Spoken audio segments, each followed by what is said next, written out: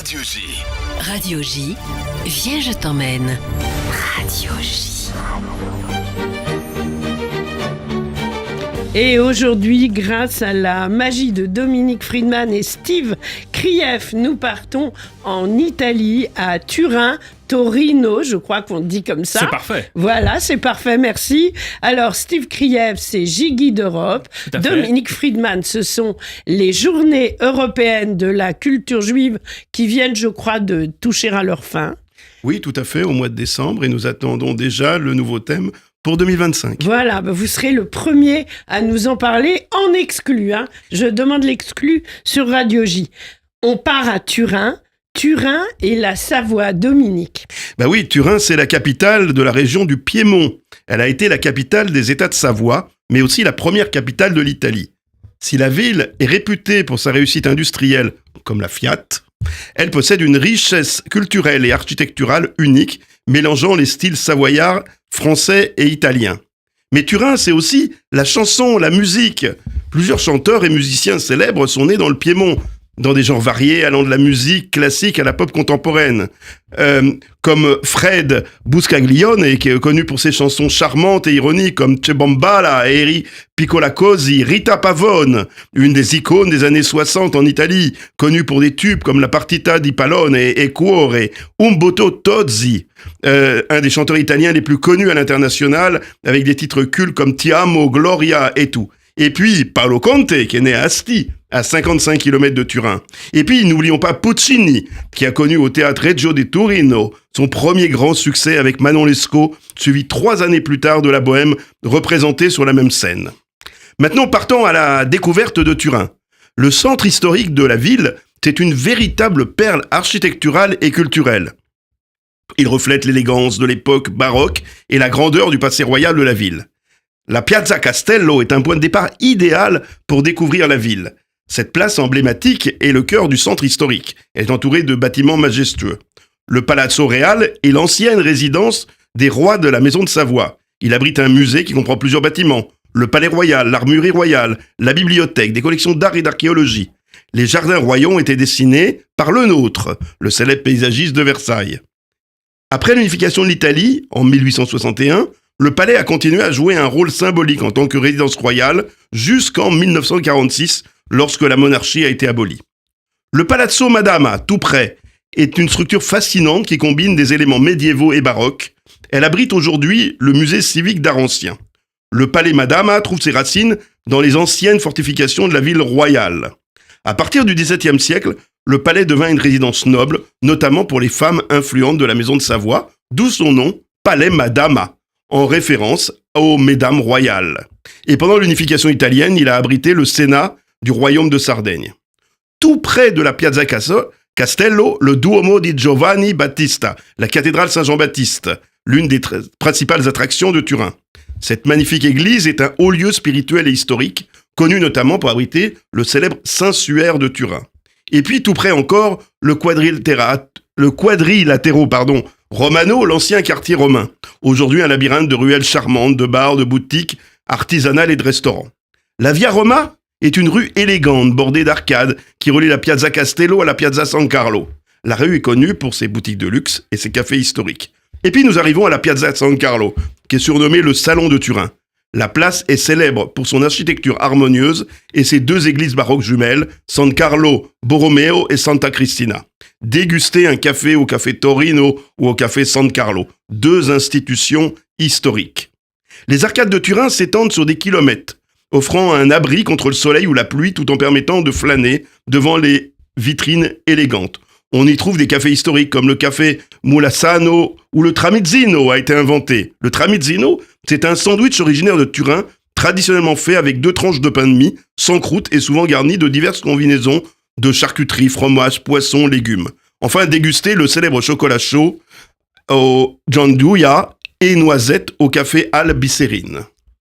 Oui, alors Dominique nous a très bien parlé Oui, de ces Steve. rencontres musicales, architecturales, mais Turin, c'est également le carrefour des cultures juives. Ah, c'est bien de le dire. Ah oui, composé de diverses origines. Bon, bien sûr, d'abord les juifs italiens qui sont présents depuis 2000 ans, mais aussi des Ashkénazes du Nord, des Provençaux suite à l'expulsion. D'ailleurs, le nom Cavaglioni signifie qu'il vient de Cavaillon. Les Séfarades, Ah oui, c'est vrai. les Séfarades suite à l'Inquisition et donc diverses populations qui sont venues à diverses époques. Parmi ces grands noms, on peut citer les familles Olivetti, les grands inventeurs, les familles Bruni Tedeschi, également originaires donc de Turin, mais aussi le grand auteur Primo Levi, le militant courageux Carlo Levi et l'auteur Natalia Ginzburg. Donc vraiment une ville foisonnante dans cette région qui est finalement malheureusement méconnue par rapport à sa Ah, beauté. mais grâce à vous deux, là, on y est. Hein. Voilà, parce que c'est vrai qu'il y a tellement de belles régions en Italie. C'est ça qui est terrible. C'est pas un pays, c'est un continent, tellement qu'il y a de choses à visiter. Donc, mais c'est vrai que le Piémont est un peu méconnu par rapport aux autres régions. C'est vrai. On avait parlé de l'Emilia-Romagna, notamment. Mais cette région est très riche de la diversité de ses synagogues. Mais le centre, bien sûr, principal étant Turin. Donc dans cette ville-là, où les Juifs ont connu la pleine égalité en 1848, le premier lieu en Italie à l'avoir reconnu, ils ont pratiqué divers métiers, notamment dans l'industrie du textile, l'orfèvrerie, l'imprimerie. Et bien sûr, le monument à voir, le très beau monument, c'est la Grande Synagogue. Ah, waouh. Donc la Grande Synagogue, construite par l'architecte Enrico Petiti, se trouve place Primo Levi, d'ailleurs à côté de la gare, si vous arrivez par train à Turin.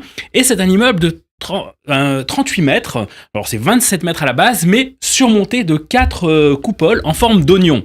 Alors est-ce qu'on élève les tours vers les cieux et on encourage à relever les plats avec ces oignons? Je ne sais pas, chacun sera libre de son interprétation. Et dans cette très belle synagogue, vous avez également 2 petites synagogues qui sont utilisées, on va dire, pour les prières habituelles, et la grande synagogue est surtout ouverte pour les grandes fêtes. Alors elle a été bombardée lors d'un bombardement allié sur la ville et ensuite restaurée après la guerre. À voir absolument. Absolument. Dominique. Alors moi, je continue avec le Mole Antonelliana, qui est le symbole emblématique de Turin. C'est l'un des monuments les plus reconnaissables d'ailleurs de la ville, un chef-d'œuvre architectural. Initialement prévu pour être une synagogue, Ah le oui. projet fut transformé en un monument symbolisant l'unité italienne. La Mole abrite aujourd'hui le Musée national du cinéma, un des plus grands importants d'Europe. On y trouve des costumes, des accessoires, des affiches et des équipements liés à l'histoire du cinéma mondial. Des sections interactives permettent aux visiteurs d'explorer les origines du cinéma, des lanternes magiques aux films modernes. Et l'exposition est conçue comme un voyage à travers différentes époques et genres cinématographiques. On peut d'ailleurs s'asseoir dans des fauteuils inclinés pour admirer les projections sur les immenses murs de l'atrium. Et puis une cabine en verre vous emmènera à une plateforme d'observation située sous la flèche à 85 mètres de hauteur. On y a une vue à 360 degrés sur Turin, les Alpes environnantes et la plaine du Piémont. Je vous emmène maintenant au musée égyptien. Le musée On n'a égyptien. qu'une idée, c'est d'y aller. Continue. Ah oui, Je suis en train d'imaginer. Ah, c'est une ville magnifique et en plus Ah tout oui, se trouve j'ai- à côté, là, les palais dont parlait Dominique, Mais tous oui, ces lieux-là tout est au se centre. trouvent à côté, le Mollet près du Pau. Et juste petite anecdote, la flèche avait été détruite en 53 et reconstruite en 61, donc clin d'œil aussi à Notre-Dame qui Ah bah, bien à sûr. Paris qui a pu Voilà. réouvrir il y a pas longtemps. Exactement. Alors maintenant, je Dominique. vous emmène au musée égyptien, qui est l'un des plus anciens et des plus importants musées consacrés à la civilisation égyptienne dans le monde. Il possède une collection extraordinaire, dépassée seulement par celle du musée égyptien du Caire. C'est le premier musée entièrement dédié à l'Égypte antique au monde. Wow. Il abrite plus de 40 000 objets, couvrant environ 4 000 ans d'histoire. Et puis le musée national de l'automobile, qui est un musée incontournable pour les passionnés d'automobile et d'histoire industrielle. Avec plus de 200 véhicules exposés, il est reconnu comme l'un des meilleurs musées de l'automobile au niveau mondial. On y trouve bien évidemment des marques italiennes emblématiques, comme Fiat, Ferrari, Lancia, Alfa Romeo, et des modèles prestigieux comme des Bugatti, des Rolls-Royce et des Mercedes-Benz. Et puis enfin, le musée Lavazza, qui est un lieu fascinant dédié à l'histoire de la marque italienne emblématique de café. Lavazza, ainsi qu'à l'impact culturel et social du café dans la société italienne. L'exposition nous plonge dans l'origine et la culture du café, mais aussi dans les habitudes de consommation du café en Italie. De la première machine à expresso à l'invention du café Corretto. Alors le Piémont est aussi fascinant parce qu'il y a plein de petites communautés parsemées dans la région qui ont une histoire assez commune et forte. Même si aujourd'hui, on va dire, toute cette belle communauté que vous pouvez visiter avec la synagogue, l'ancien ghetto, les cimetières juifs. Et ça a été regroupé sous la direction de Turin. Parce que, un petit peu comme à Naples aujourd'hui, qui gère, on va dire, la plupart des événements juifs qui se déroulent en Sicile. Parce que c'est vrai que sur notre site Giguide d'Europe, on reçoit souvent des demandes, notamment pour la Sicile. Oui, c'est vrai. Comment peut-on visiter, etc. Je les redirige vers la communauté de Naples qui organise ça. Et Turin, c'est pareil, notamment grâce à l'activité de nombreuses personnalités, dont Baruch Lampranti, qui représente le Cultural Heritage Commission de la communauté juive de Turin. Et donc, on voit plein de petites communautés, notamment Asti, où il y a une synagogue très originale, notamment par son rite. C'est un rite en astigiano, ou qui se dit afam en hébreu, qui au fait est composé donc des 3 premières lettres des villes où il est pratiqué, Asti, Fossano et Moncalvo. C'est une combinaison de rite ashkénaze et de l'ancien rite provençal apporté par les Juifs venus d'Allemagne et de France. Vous avez la communauté de Carmagnola, alors là c'est vraiment l'élégance baroque, comme on n'en voit nulle part. Le temple est installé au premier étage d'une maison du XVIIIe siècle, avec des ornements magnifiques. Ensuite, allez à Casale Monferrato, où dans sa synagogue, qui est celle-ci de rite ashkénaze, elle a été construite en 1596, donc vraiment très ancienne, avec une façade externe extrêmement discrète et un aron fabuleux avec décoré de 2 grands stucs montrant la ville de Jérusalem et un petit musée juif contigu. Ensuite, incroyable, il y n'imaginerait a pas. plein de petites communautés, plein de lieux où voir des merveilles dans la région. Tu nous emmènes à Carrasco maintenant. Obligé.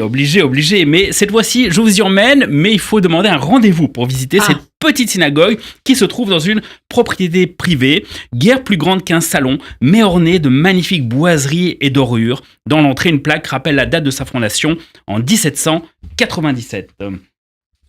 Alors là, je vous emmène à Cuneo, là, très important lieu, Cuneo, qui a été une des plus importantes communautés du Piémont, mais qui malheureusement aujourd'hui n'est composée que d'une 15aine de personnes.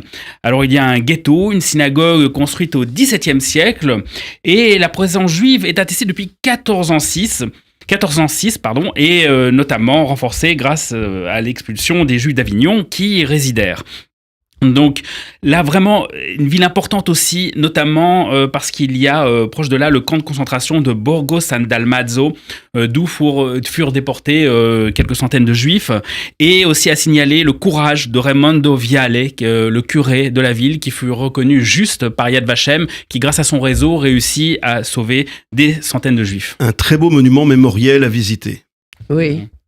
Alors, on continue, Steve, ou... Voilà, Oui, tu nous emmènes à Mondovì. Voilà, là, juste maintenant. un petit clin d'œil pour Mondovì. Mondovì, un tout petit clin d'œil pour Mondovì, donc qui est une synagogue qui est un joyau du baroque piémontais avec une bima octogonale et 14 fenêtres en trompe-l'œil, donc un lieu assez fascinant à voir. Et enfin Saluzzo, qui est une petite synagogue qui se trouve dans un 2e étage, qui a été remanié en 1832. Le musée Lavazza, Dominique, ça a un rapport avec le café ? Tout à fait. On en a parlé tout à l'heure. Oui. J'en ai parlé tout à l'heure. Bien sûr, il faut y aller au musée Lavazza. Il faut aussi prendre le temps de prendre un café dans les différents cafés de la ville, mais aussi et surtout l'apéritif. Car l'apéritif, c'est une tradition profondément ancrée à Turin. À Turin, cette coutume a une saveur particulière, car elle reflète à la fois l'élégance de la ville et son riche patrimoine gastronomique. Il se prend généralement entre 18h et 20h. C'est un moment où les habitants se retrouvent après leur journée de travail pour se détendre et discuter avec des amis ou des collègues. Turin d'ailleurs est la ville d'origine du vermouth. Le vermouth de Turin est un incontournable de l'apéritif.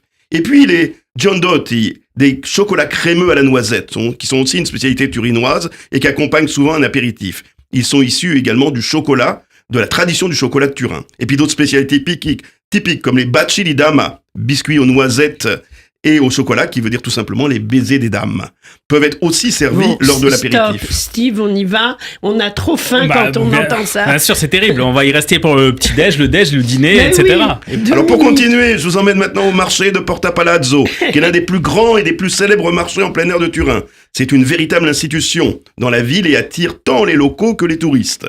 Ce marché est souvent considéré comme l'un des plus grands marchés d'Europe. C'est un lieu vivant, bruyant, avec les vendeurs qui hulent leurs offres et les clients qui marchent d'un étal à l'autre.